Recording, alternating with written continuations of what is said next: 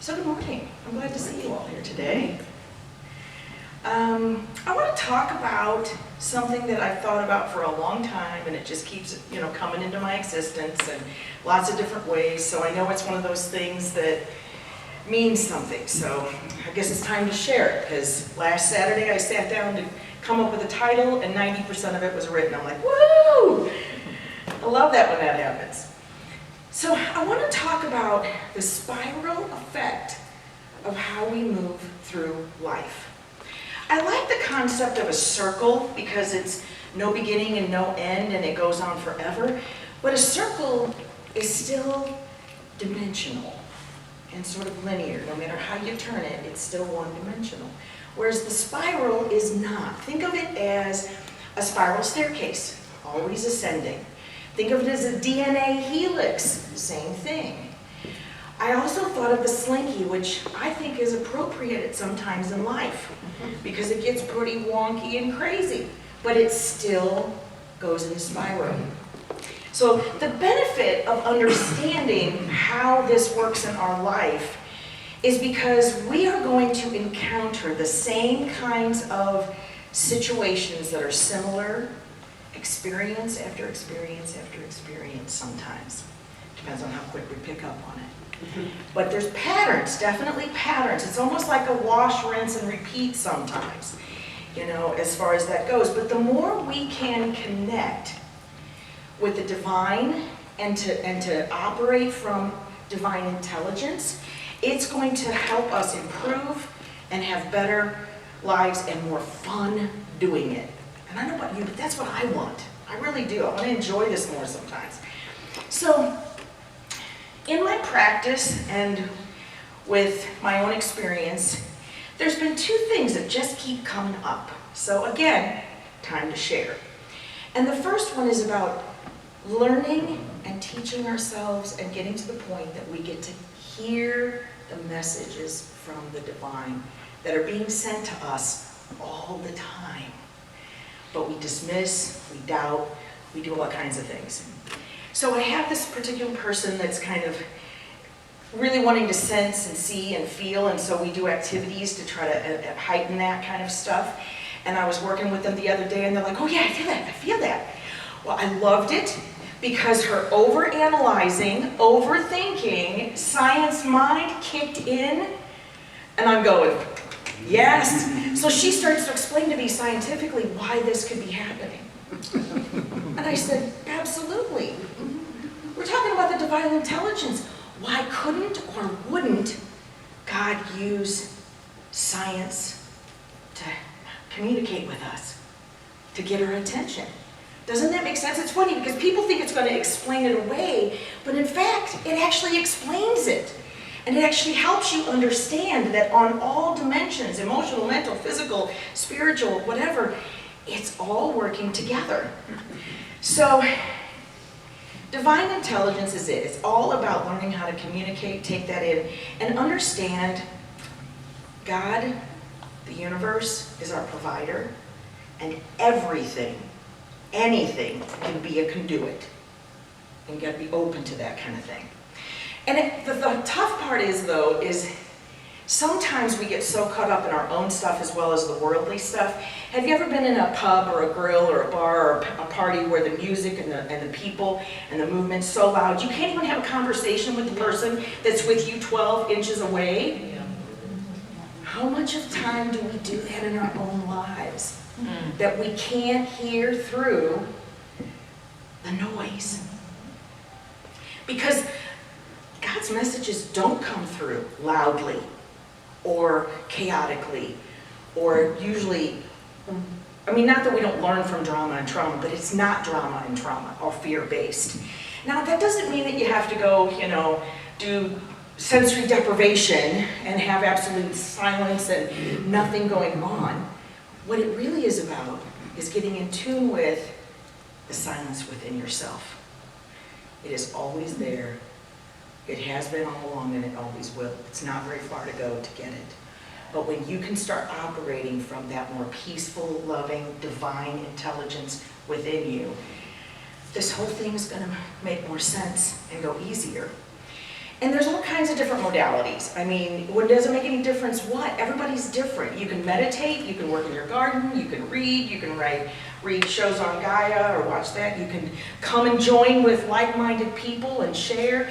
Doesn't make any difference. Whatever works for you to continue to connect with that peaceful side inside of you. Because they're communicating with you all the time. Angels, guides, guardians, ascended masters, whatever. They're communicating with us all the time. And it's really about us opening ourselves up to that. And I had to laugh because I was already kind of collecting material for this. When Annette did her talk the other day, and she talked about how she was a dreamer and how she used her imagination a lot, and how much she liked some of the sci-fi shows that really were revealing truths about the universe, you know, underhandedly or whatever. But that's just it too. How many times have you heard, I know I have a lot, when I'm working with people trying to help them expand and open, and they say, how do I know it's not my imagination? What if it is? Again, this is the way that we can be communicated through. How many times have you had dreams, daydreams or nighttime dreams? Or sat and thought, imagining, my son used to always say, how did he say it?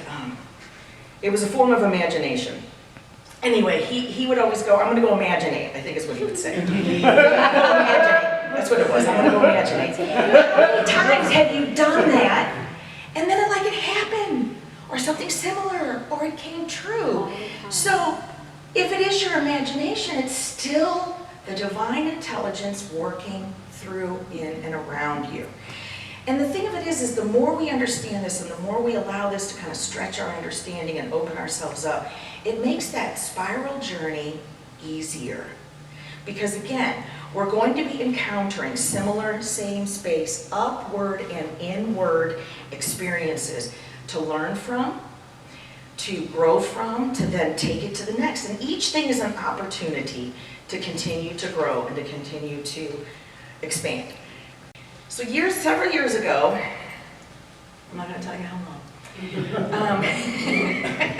No, it's been a while. I woke up one morning, sick as a dog, had pain in my lower abdomen that wrapped around my back, and y'all remember when I talked about the created self last talk I did about all the ways that we're programmed? So I start bumping into my created self. Oh God, this is hurting so bad, but I can't go to the ER. The ER is for bleeding to death and broken bones. This is my created self that I'm bumping up against. And finally, I'm like hurting so bad it's unbelievable. And a friend of mine's like, Lena, just go be seen by somebody. And I'm like, okay, fine. So I go to my doctor. She's checking me out. She watches one of these waves of pain and sickness come through, and she goes, change of plans. I was planning on getting some blood work, but now I'm sending you to the ER. Which was pretty handy-dandy because her admitting me got me into the ER quick. And she said, that way they can manage your symptoms while we find out what's going on. So I'm being wheeled all over the place, being examined from head to toe, every test you can imagine, and all that kind of good stuff, to find out it's a kidney stone. Now, any of you that don't know about a kidney stone, right here, right now, thank God, and hope that you never do. Keep it that way. Because those of us that have had kidney stones, oh my gosh. So let me just, for those of you that are in bliss, understand this is a rock. This is a stone that is crystallized with jagged edges, that is going down a teeny tiny little tube that is liquid only from the kidneys to the bladder. And every time that friendly little dude wants to bump up against the outside of that, you're on your knees. You are hurting so bad it's unbelievable. Yeah, I've heard people say I'd rather give birth multiple times. I'm there. Okay, so by the time they finally give me my diagnosis, it's in my bladder, so the worst part of it is over at this point. But while I was getting this care, this really lovely nurse, just beautiful person, very calm, peaceful, gentle, compassionate. Poor Elijah's getting wheeled around me, and I finally was able to get in touch with his dad, and he came and picked him up. So I don't know if she saw something, picked up on something, or just was the messenger I needed to hear. But she's fiddling with my IV and doing my stats and stuff, and she says, well, that is a beautiful ring, referring to the engagement wedding ring I had on. And out blurts, for me, I wish the relationship was still as beautiful too. And the floodgates opened, you guys. Now, I don't know how I got raised by and chose several and made a degree in WashU and never knew what a narcissist was, but it was education for Lena, because that's what this woman did. She expanded and opened my understanding of what I was dealing with. So, did I just so happen to have a kidney stone that day, end up in the ER, end up with her? Just coincidental, right? Okay, so they release me. My created self goes and gets dinner. I can't even stand up straight because my back hurts so bad. But I go pick up dinner, bring it home, put it on the table. I'm being harassed. I want you all to know. I heard, I learned, I did my part. I left him 2 days later. That's what happens when you're working up that spiral. It all falls into place. Now, the honesty of this, though, is I had been getting nudges for a long time that I didn't want to hear. I was ignoring. Warning. I call it the proverbial 2x4. Eventually, it whacked. This was my whack. This was my wake up. Okay. However, I keep going on my spiral. About a year and a half to 2 years later, I woke up at 12:30 in the morning with a familiar pain. And I said, welcome, I know who you are. And if it would have gotten worse or gone too long, I would have gone and gotten help. But I said, I'm going to deal with this differently. I'm not going to go at it fear-based. Because I was clenching and anxiety. I was making it harder for my body to do what it needed to do. So I pulled out all my trades. I got my essential oils out. I meditated. I prayed. And I did Reiki on myself, the whole thing. In less than 2 hours, I passed this completely. And I still had my catch kit from the first time, for all of you that know. So yes, I have a souvenir in a jar in my closet at home. But look at the difference. Because I took what I learned and what I gathered. And then actually it was loaded. There's so much in there that I did. So this connects to another story. When I was very young, I hooked up with this guy. Which gentleman guy? He was not a gentleman. I almost started with this guy that I connected with, but I didn't understand that the familiarity and comfort was because he was my dysfunctional biological family in a different package. But I had that familiarity and comfort. So, okay. And it took a little while for him to reveal himself. Took a little while for me to figure it out. And when I said, it's time for you to go, he did not get on his horse and ride off into the sunset very nicely at all. So I had to rely on the system. And at that point in time, I believed in, no insults to anybody, because I know there's good ones out there. I believed in protect and serve and justice and the law. But I got a very different view of that, because that is a human-made system. And at the time, I put all of my faith in a human-made system. And yes, it ended. It was not pretty, and it was not exactly in my advantage, as much as what it probably could have, should have been. So, I was operating in my created self, a default mode, make sense? Of some of the stuff that I was programmed in before. So, fast forward, I get a kidney stone, I get my wake-up call. Now I find myself in a divorce. I don't look at the system the same. I'm not putting my faith in the system that's made of humans. I put my system in the divine intelligence. Whip out all my tools. I sent Reiki to the courthouse. I put it in that room for the judge, for the bailiff, for that little lady that does the recording. I even sent it to the ex, but he rejected it. And I even sent it to myself, because it was not easy to sit there and be unresponsive when the machinations were happening and the bus was I was thrown under the bus, reversed, and again, you know. But you know what? The beauty of it is I put my faith in the right system this time. I prayed and I gave it to the universe, knowing that they had a much better and bigger plan than I could probably ever even see. But you see the spiral of what I'm taking from what I had done before? And it's loaded, it's still loaded. And just so you guys know, when I really knew it worked, so the paperwork goes back, my lawyer says, okay, the hard part's over, Lena, but this could still take weeks, maybe even months before it's signed. It's going to sit, we might have to make amendments, all that kind of stuff. She signed and returned it in 2 days. So the time that it took to get to that point gave them a look-see of what they were really dealing with. So it's hard because I operated from a different part of my created self from the get-go. But as I learned and I grew, I let go of and I shaved and I asked for more. But it's not a judgment of good, bad, right, or wrong about our created self. It's understanding maybe more of healthy and unhealthy depending on the situation. Like Joan Marie was talking about, everybody does the best they can do with what they have at that time. And that's what it's about, is just taking those skills and abilities. Because the more we can relax into things and accept them and allow it to flow, there was far less pain in the second kidney stone than there was the first one. That was a whole day of hell that I went through. And it still took like 9 days before it finally passed. I did it in 2 hours.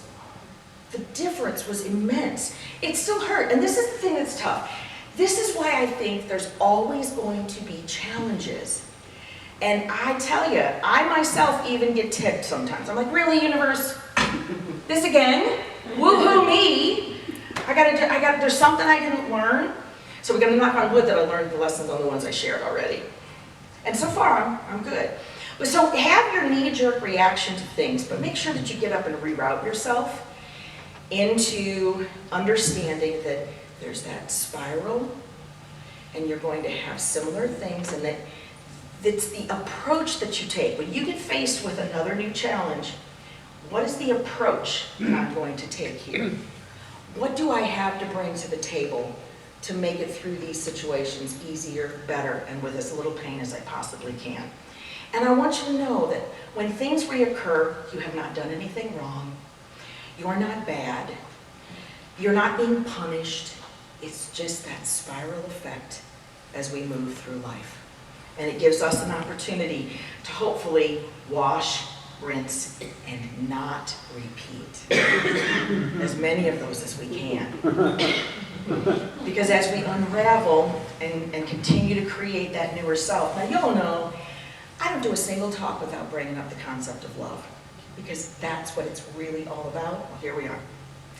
Because the more you can learn to relax into this process, you're actually loving yourself more, you're more loving to yourself, you're more kind to yourself, you're operating from a place of loving. I mean, I really did, with good intention, send him good energy, because I didn't want this to be a bad thing.